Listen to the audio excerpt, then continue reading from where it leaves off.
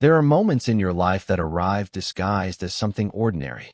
They were the plain clothes of a Tuesday night, or the quiet hum of a refrigerator, or the simple act of a friend falling asleep on your couch. You don't recognize them as thresholds at the time. There is no grand doorway, no ornate lintel announcing the crossing. It is only later, when you look back from the new country you find yourself in, that you see the faint, shimmering line you stepped over without even knowing it. For me, that line was drawn in the low, amber light of my living room, defined by the weight and warmth of my best friend, Leo, breathing softly into the cushions of my sofa.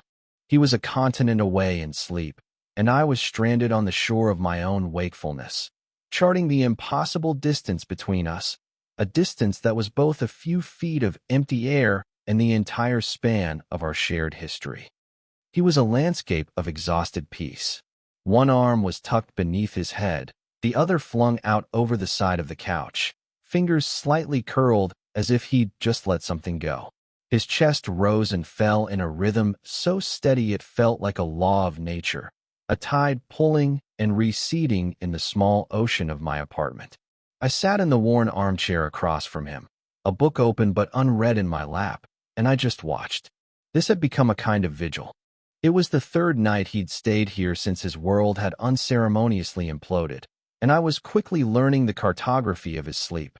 The way his brow would furrow for a moment before smoothing out again, the soft, almost inaudible sigh that escaped him around 2 in the morning, the twitch of his leg that meant he was falling into a deeper, more restorative dark. I was a cartographer of quiet suffering, a photographer cataloging the subtle textures of a pain that wasn't mine but had taken up residence in my home. And in my heart, a place it had been living, undeclared, for more than a decade. The door to my bedroom was ajar, a dark slash in the pale wall. It felt less like an entrance and more like a question I was too afraid to ask, an offer I was too cowardly to make.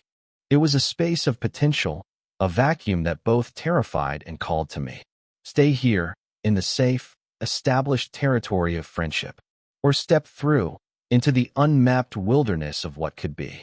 For now, I stayed put, the silent watchman, guarding a peace he so desperately needed while my own was in utter tatters. Our story didn't begin in the fragile quiet of my late-night living room.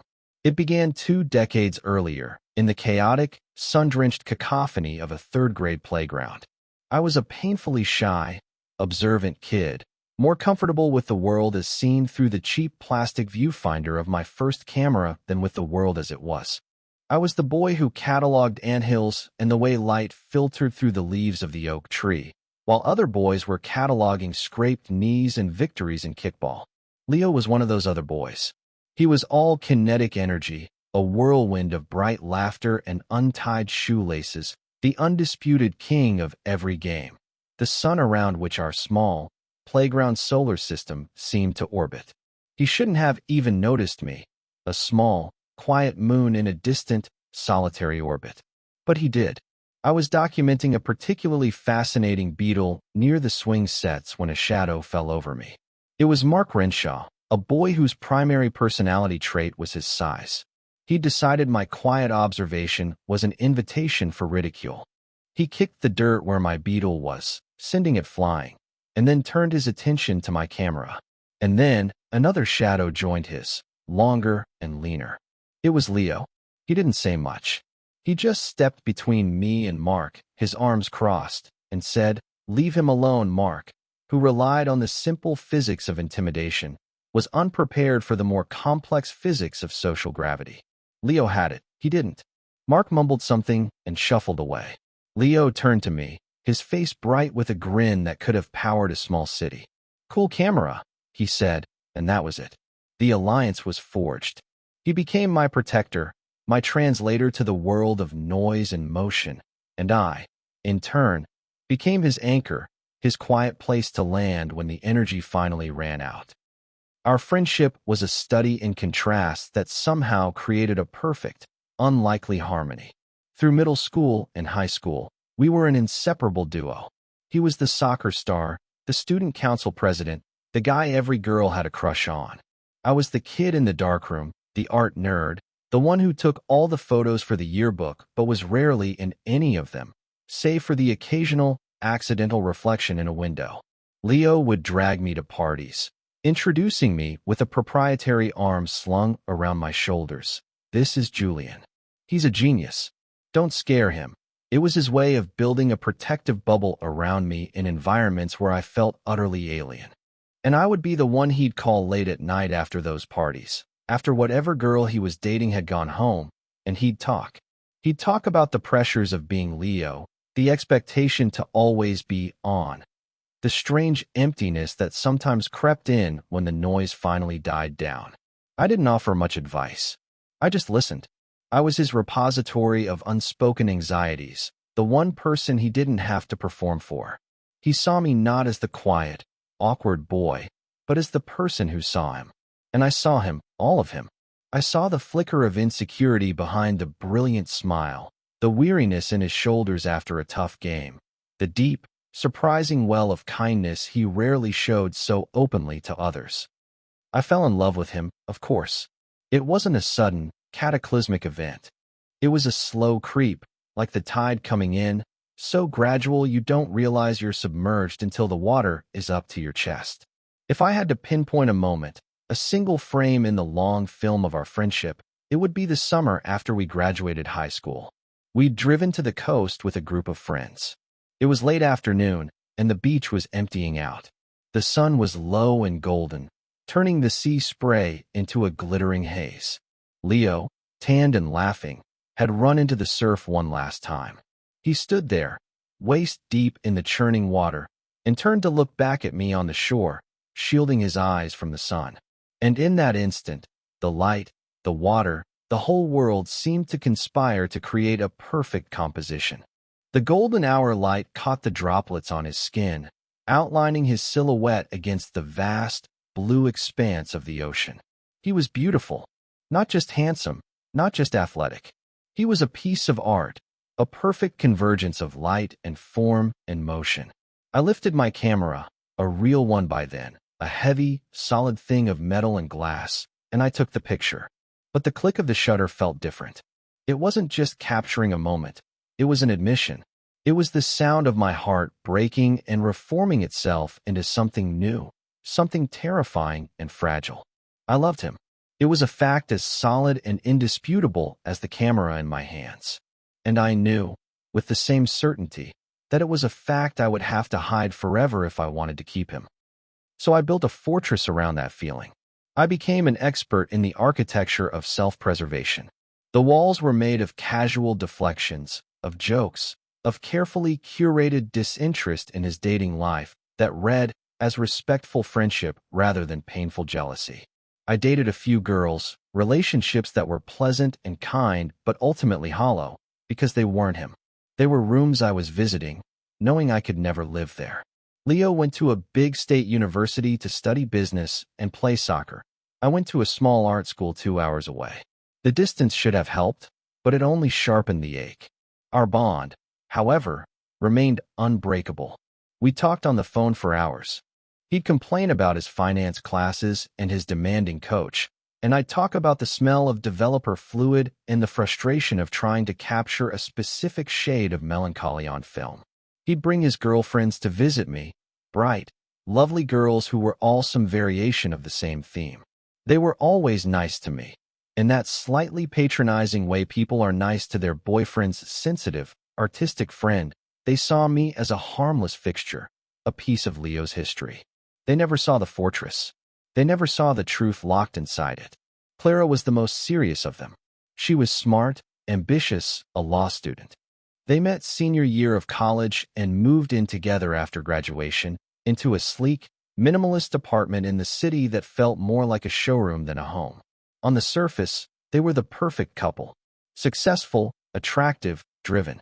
Leo was working as a consultant now, a job that sent him flying across the country at a moment's notice. He was making a ridiculous amount of money, but he seemed more restless than ever.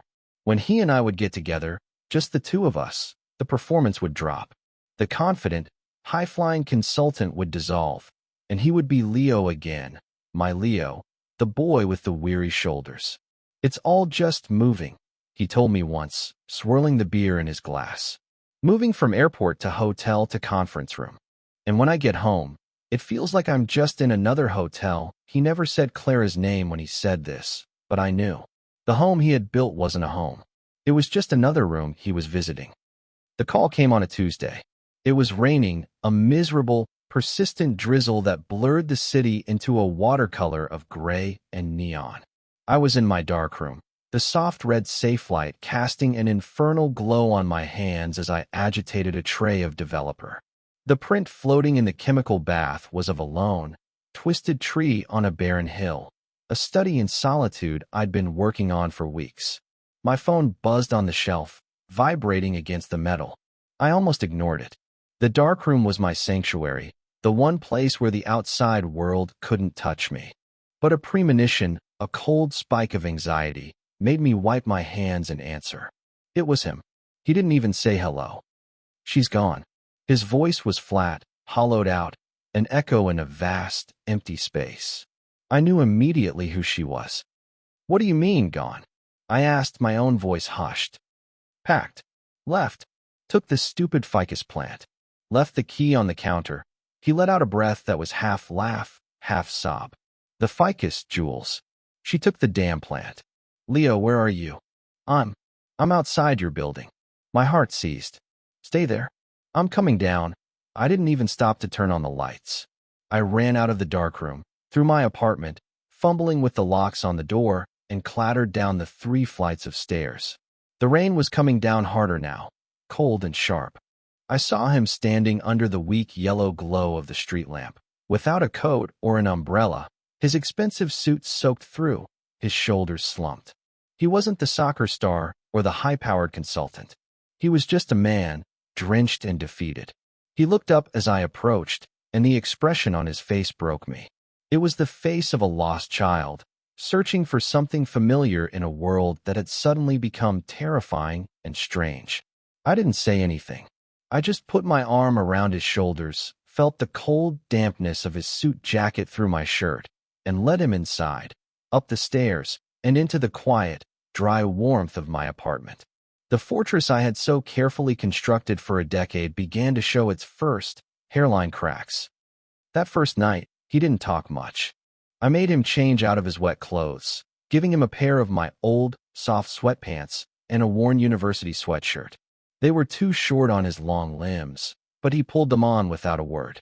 He sat on my couch, staring at the blank television screen, a mug of tea I'd made for him growing cold in his hands. I sat in the armchair, the book in my lap again, a useless prop. The silence in the room was immense, filled with everything he couldn't say. It was the silence of shock, of a reality that hadn't yet fully landed. Around midnight, his eyes started to droop. Exhaustion was pulling at the corners of his face. "You can take my bed," I said softly. "I'll sleep out here." He shook his head, a slow, heavy movement. "No, I couldn't. The couch is fine." Really, his voice was raspy. He looked at me, his eyes pleading. "Just don't go? Can you just stay?" It was the first stone he cast into the still waters of our friendship. A simple request, born of shock and a primal fear of being alone. It meant nothing. It meant everything. "Yeah," I said, my voice steadier than I felt. "Of course." I grabbed a blanket from the linen closet and settled into the armchair.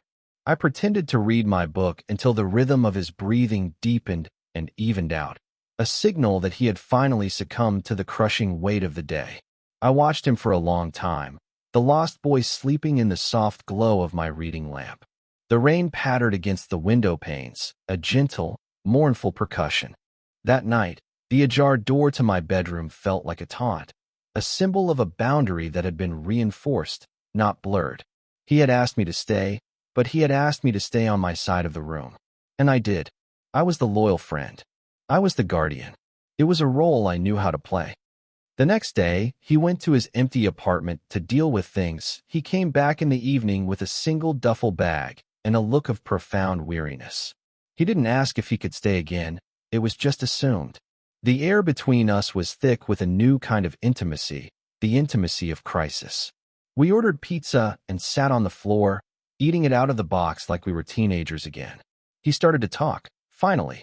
He spoke not of heartbreak, but of a disorienting sense of failure.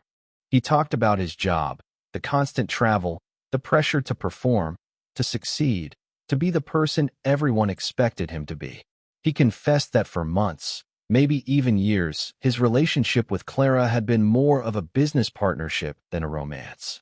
They were two ambitious people running on parallel tracks, their lives intersecting only in brief, transactional moments. "I think," he said, staring at a pepperoni on his paper plate, "we were both just too stubborn to admit it wasn't working. It looked so good on paper." He looked up at me, his eyes searching mine. "Have you ever felt like you're just playing a part, Jules? Like you've been given a script and you're just reading the lines, but you've forgotten who you were before you started?"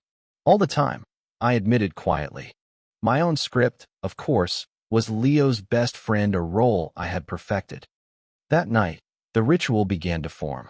After we cleaned up, we migrated to the couch. I put on an old black and white movie, one of my favorites, a film noir full of shadows and moral ambiguity. Leo stretched out on the sofa, his head propped up on a cushion. I took the armchair again, the designated friend zone.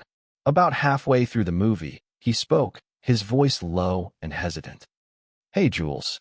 Yeah, this is going to sound stupid, but I really hate that chair." I looked over at him. He was tracing the seam on the couch cushion with his finger. "It's uncomfortable?" I asked, confused. "No, it's too far away." He didn't look at me. He just kept his eyes fixed on his own hand. "I know it's weird. I don't want to be alone over here." My breath hitched. My heart started a frantic, panic drumming against my ribs. This was new territory. This was a request that couldn't be easily categorized. I thought about all the reasons to say no, to maintain the boundary, to protect myself. But then I looked at his profile in the flickering light of the television, at the tension in his jaw, the deep-seated loneliness that radiated from him like a cold front. My fortress had walls, but it also had a gate, and he was the only one who had ever known where to find it. "Okay," I said, my voice barely a whisper. I stood up, my legs feeling unsteady, and walked the few feet to the couch. It felt like crossing a continent. I sat down at the far end, leaving a respectable, friendly cushion of space between us. I pulled a large, thick quilt off the back of the sofa and draped it over my legs. Leo shifted, turning onto his side to face the television, his back to me. But it was different now. I could feel the warmth of him across the small gap. I could feel the subtle vibration through the cushions every time he moved. We didn't speak for the rest of the movie. I don't think either of us saw how it ended. My entire consciousness was focused on the space between us, a charged, electric void. Eventually, his breathing deepened, and I knew he was asleep. I stayed there, rigid, for what felt like hours, until my own exhaustion finally dragged me under. When I woke up in the gray light of dawn, my neck stiff, a startling discovery awaited me. Sometime during the night, in the unconscious honesty of sleep, he had shifted. The gap between us was gone. His back was now pressed firmly against mine, a solid, warm line of contact from my shoulders to my knees. My heart stopped. I lay there, barely breathing, terrified that any movement would wake him, would shatter this fragile, accidental intimacy. It was the most profound physical contact I had ever had with him, and it was happening while he was completely unaware. Or was he? The question was a spark that lit a forest fire of anxiety and hope in my mind. This became our new normal. Every night, he would come back to my apartment, his duffel bag a permanent fixture by the door. We would eat, talk, and then migrate to the living room. I would put on a movie, and we would take our places on the couch. I would sit on my end, he would lie down on his. But the space between us began to shrink. It was a slow, geological shift, a continental drift happening in my own living room. One night, his feet, in their socks, ended up resting on my lap. I froze, waiting for him to move them, to realize the breach of protocol. He never did. They just stayed there, a warm, casual weight that felt anything but casual to me.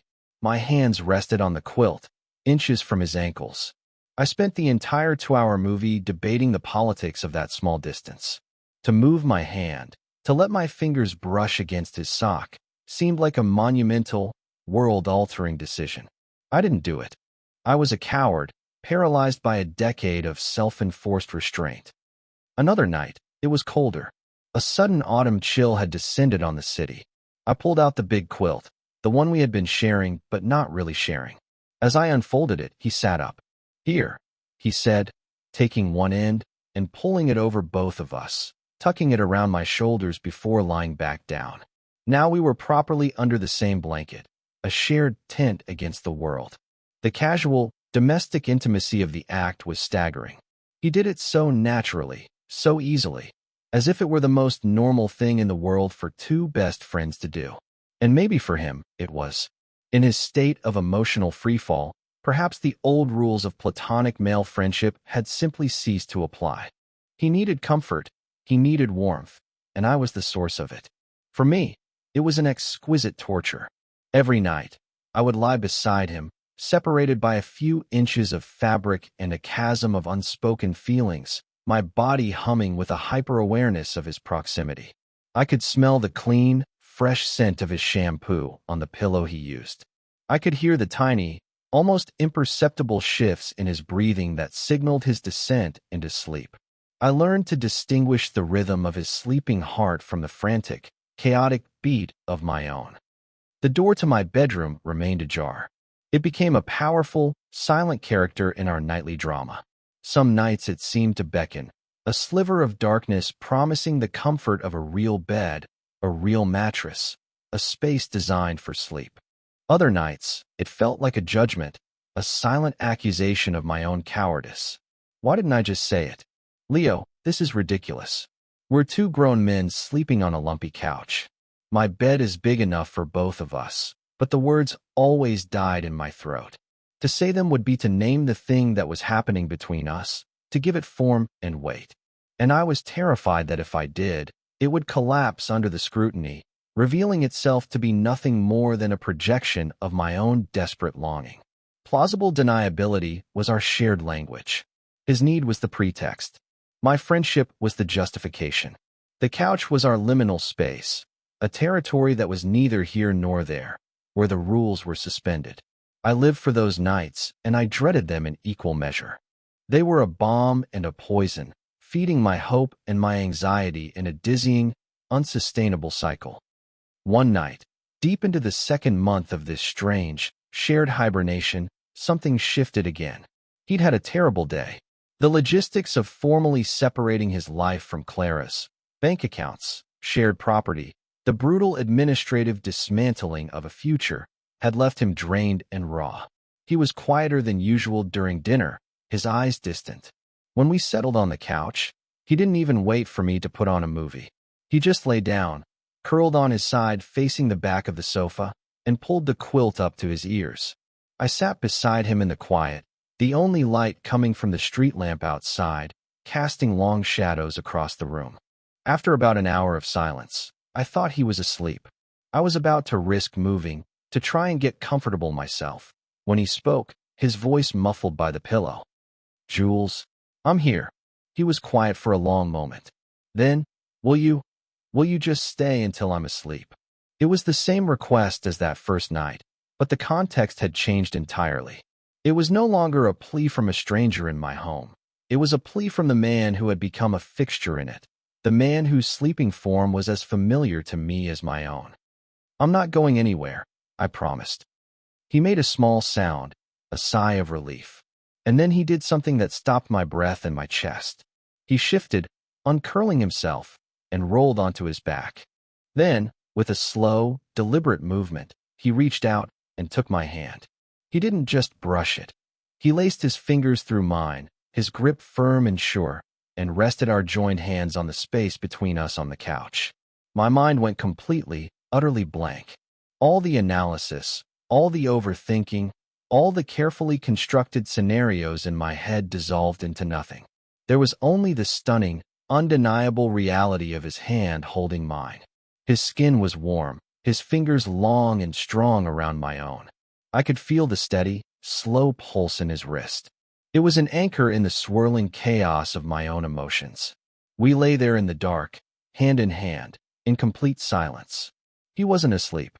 I could tell by the tension in his hand, the way his thumb stroked the back of my own in a slow, rhythmic pattern. It wasn't an unconscious gesture. It was intentional. It was communication. But what was it saying? My heart hammered against my ribs, a frantic prisoner.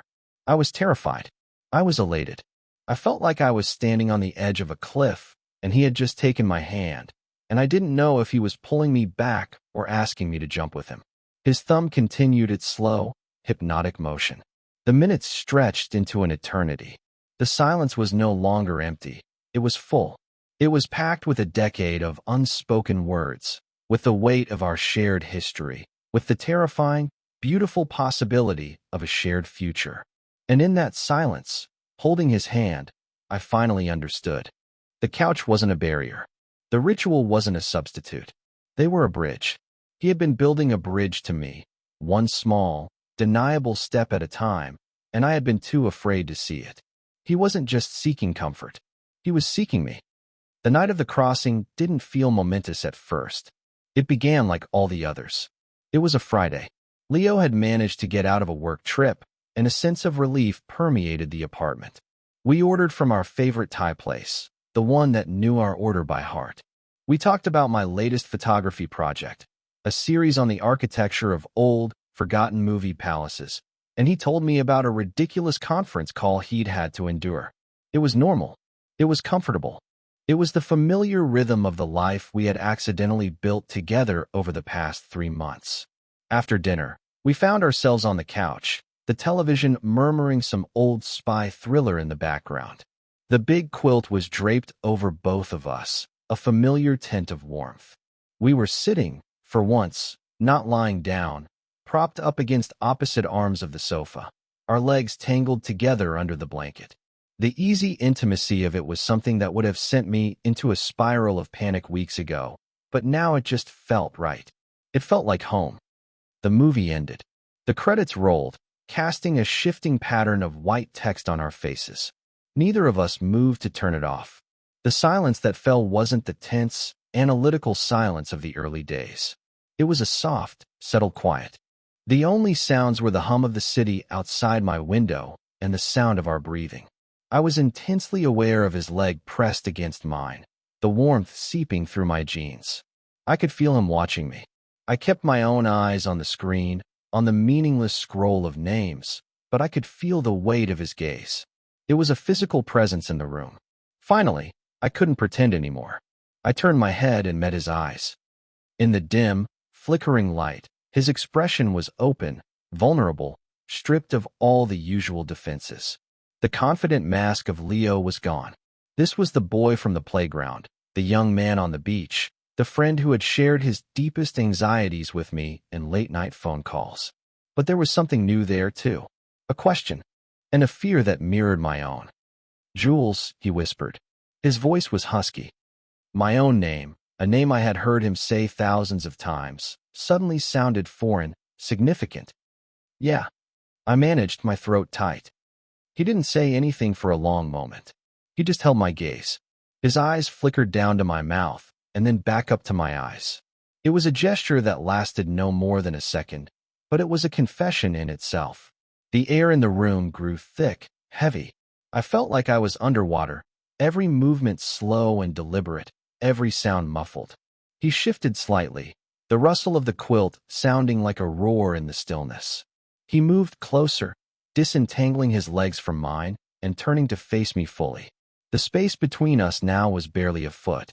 He was so close I could see the faint flecks of gold in his brown eyes, the slight tremble in his lower lip. "Can I ask you something?" he said, his voice so quiet I had to strain to hear it. I just nodded, incapable of speech.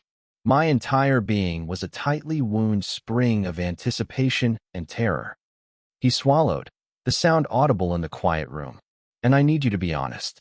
Okay, no matter what." "Okay," I breathed. He took a shaky breath. "This whole time me being here."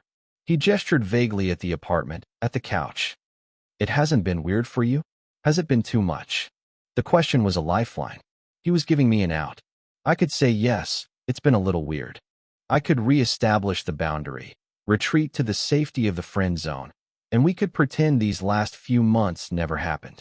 The fortress I had built screamed at me to take the escape route. But then I looked at his face, at the raw vulnerability there, the fear of rejection that was so naked, so profound.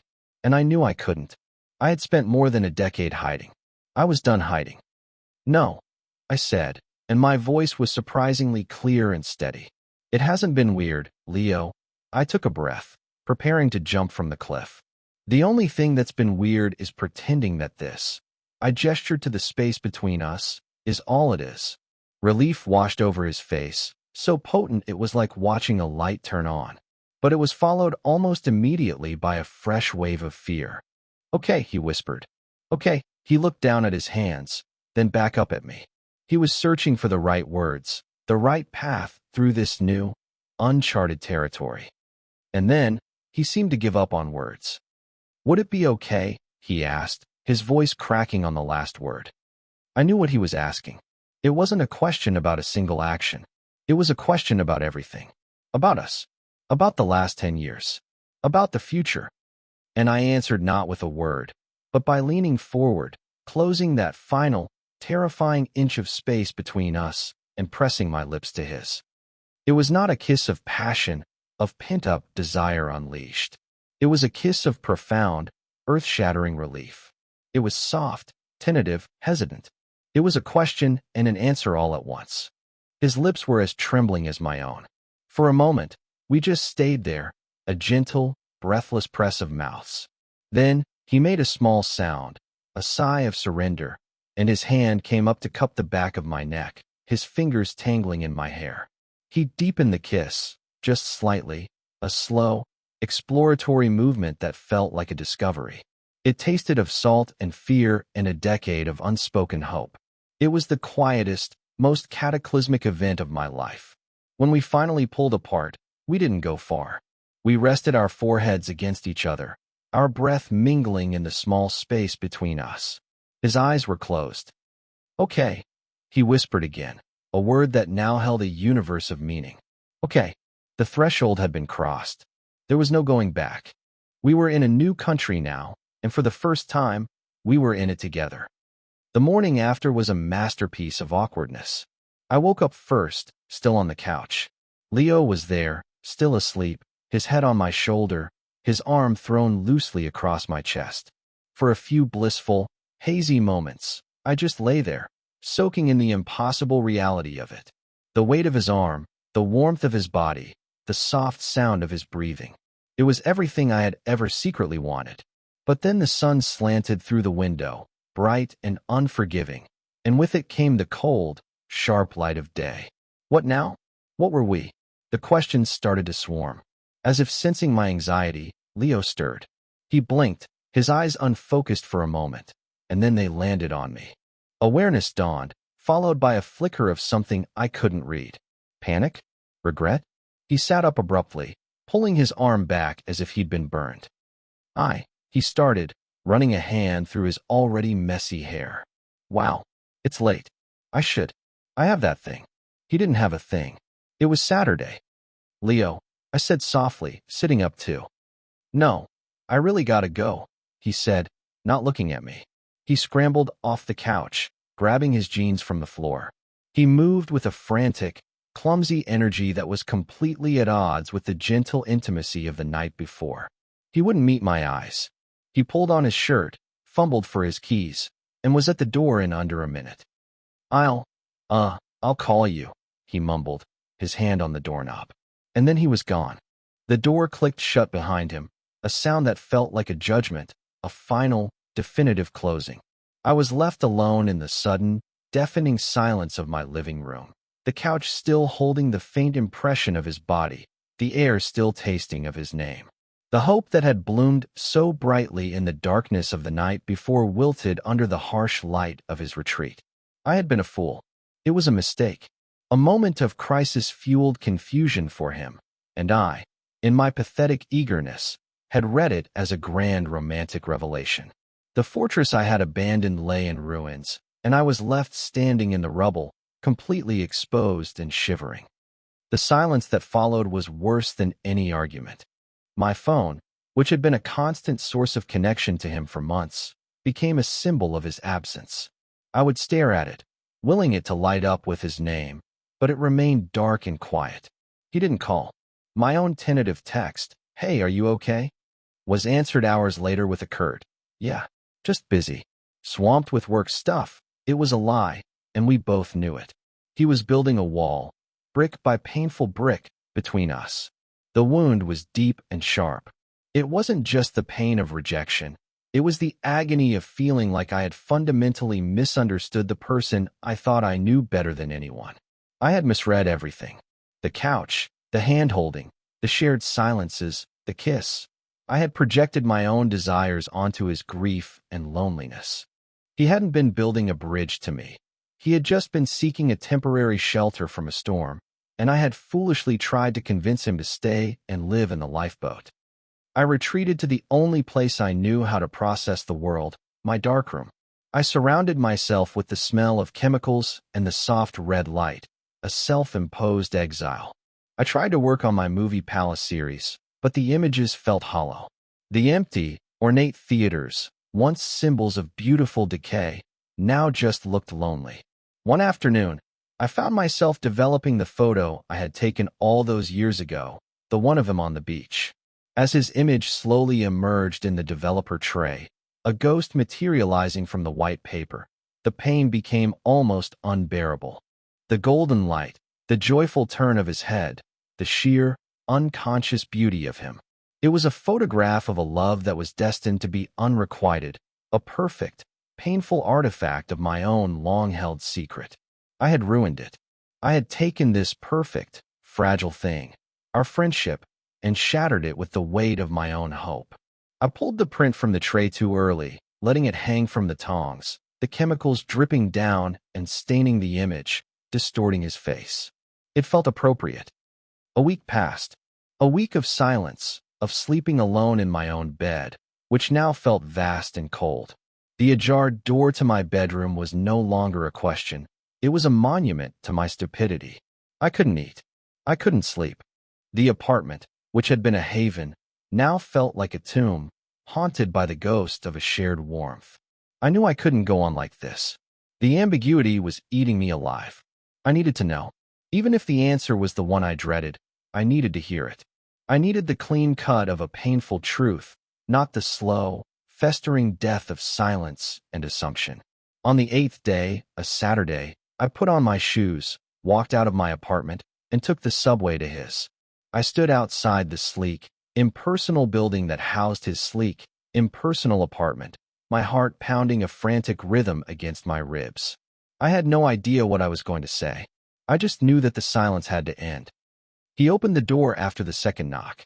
He looked terrible. He was wearing the same t-shirt he'd had on 2 days ago. There were dark circles under his eyes, and his apartment was a mess. Takeout containers were piled on the counter, and clothes were strewn over the designer furniture. The man who had run from my apartment in a panic a week ago had clearly not found any peace. He looked surprised to see me, then guilty, then just tired. "Jules," he said, his voice rough. "Can I come in?" I asked, my own voice tight. He hesitated for a fraction of a second, then stepped back, letting me pass. I walked into the middle of the living room and turned to face him. He closed the door and leaned against it, as if he needed the support. "I need you to talk to me, Leo," I started, the words tumbling out before I could stop them. "I can't do this. This silence. I can't live in it. If last week was a mistake, just tell me. If you regret it, if it was just a moment of confusion, I need you to say it. I'll be hurt. I'll be devastated, honestly. But I'll understand. And I'll go back to being your friend. I'll rebuild the walls. I can do that. But you have to tell me. You can't just disappear. After everything, you owe me that." My voice cracked on the last few words. I stood there, my hands clenched into fists at my sides, my entire soul laid bare on the floor of his sterile apartment. He stared at me, and his carefully constructed wall of avoidance crumbled. His face crumpled, the exhaustion giving way to a raw, undisguised pain. "A mistake?" he whispered, and his voice was full of disbelief. "Jules, do you think that was a mistake?" He pushed himself off the door and took a step toward me. That kiss, it was the most honest thing I've done in 10 years. The words hit me with the force of a physical blow. I just stared at him, confused. Then why? I asked, my voice barely audible. Why did you run? He stopped a few feet from me, looking down at the floor. Because I'm a coward, he said, the words bitter. Because my entire life, I've been following a script. Go to the right school, get the right job, date the right girls. Be the right kind of man. And none of it was real. It was all just motion. And then my life with Clara fell apart. And I had nowhere to go, no lines to read. So I came to you. The only real thing I had. He looked up, and his eyes were glistening. And being with you, in your apartment, it was the first time I felt like I could breathe. The first time I didn't have to be anyone.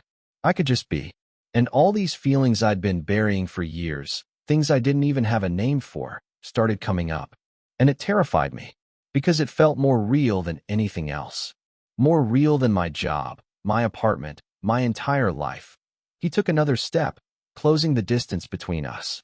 When I kissed you, he said, his voice dropping to a raw whisper.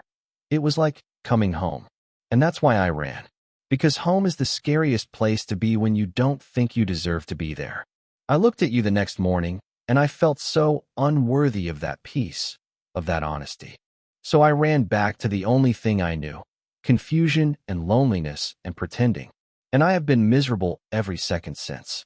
He reached out, his hand hovering in the air between us for a moment before he gently touched my arm. I'm so sorry, Jules. I hurt you. I was so wrapped up in my own fear that I didn't think about what it was doing to you.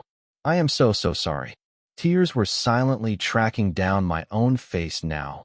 Tears of relief, of release, of a pain so deep it had finally found its way to the surface. I didn't say anything. I just stepped forward into his space and wrapped my arms around him. He let out a shuddering breath, a sound that was half sob, half laugh, and held me back, his arms locking around me, holding on like he was drowning and I was the shore. We just stood there for a long time, in the middle of his messy, lonely apartment, holding each other. The silence wasn't empty or awkward or painful anymore.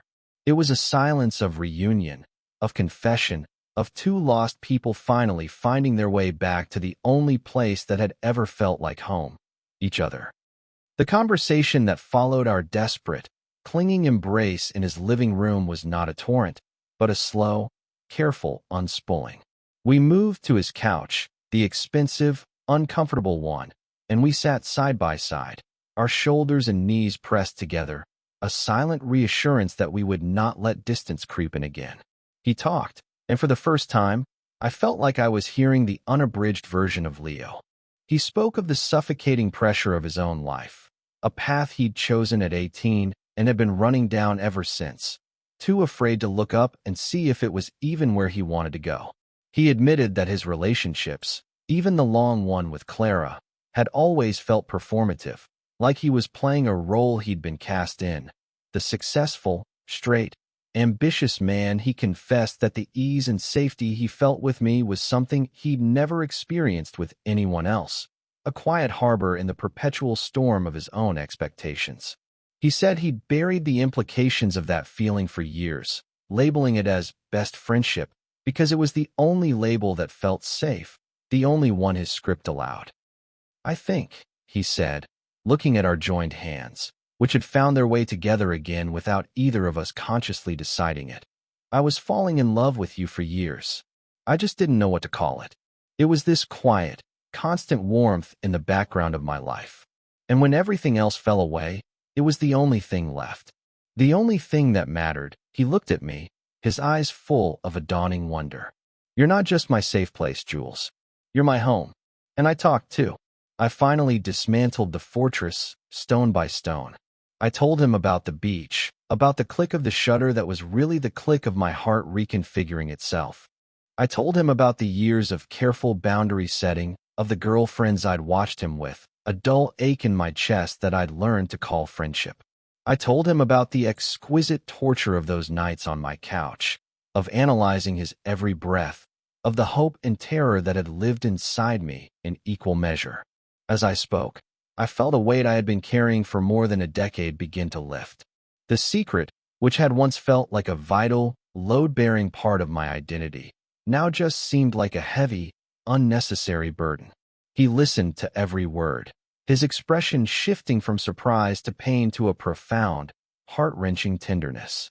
When I finished, he just tightened his grip on my hand. "All that time," he whispered. "You felt all that, and I never knew. I was so blind." "You weren't blind," I said. "You were just looking the other way." There was no grand declaration, no dramatic "what are we now" conversation. We didn't need it. The labels felt secondary to the reality of what we were building.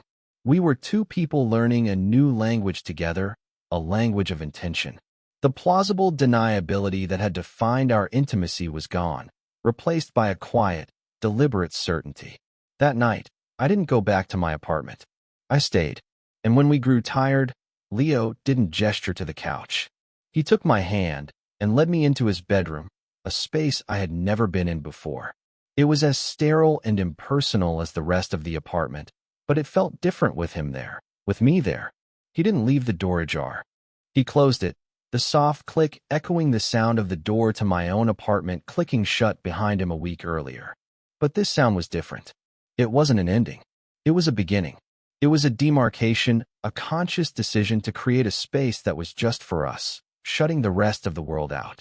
We laid down in his bed, under his covers, and for the first time, it felt completely, utterly natural.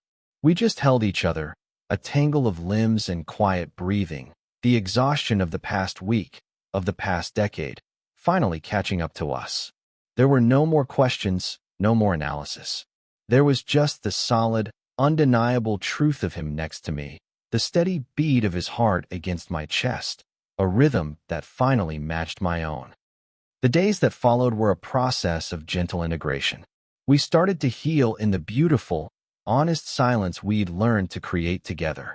His apartment slowly began to look less like a hotel and more like a home. One of my photographs, the one of the twisted tree, found its way onto his stark white wall. My favorite brand of coffee appeared in his kitchen cabinet. My toothbrush took up residence next to his. And my apartment, once the setting for our ambiguous ritual, became our shared space. The couch was just a couch again. Our nights were spent in my bed, the door firmly closed, our shared peace undisturbed. One morning, I woke to the smell of coffee. I walked into the kitchen to find Leo standing at my counter, wearing my old university sweatshirt, carefully pouring hot water over a filter. He looked up and gave me that smile, the one that used to be a performance for the world but was now just for me. It was quiet, easy, and utterly real. He handed me a mug. "Morning," he said, his voice still thick with sleep. I took the mug, our fingers brushing, and the simple, domestic intimacy of the moment washed over me. This was it. This was the new country. It wasn't a land of grand, dramatic landscapes. It was a quiet place of morning coffee and shared silence, of closed doors, and the profound peace of knowing you are exactly where you are supposed to be. In the beginning, I had seen our story as one of thresholds, of lines crossed in the dark. But I see now that it was never about crossing into a different room. It was about learning how to build one, together, a space strong enough and safe enough for both our hearts to finally live in.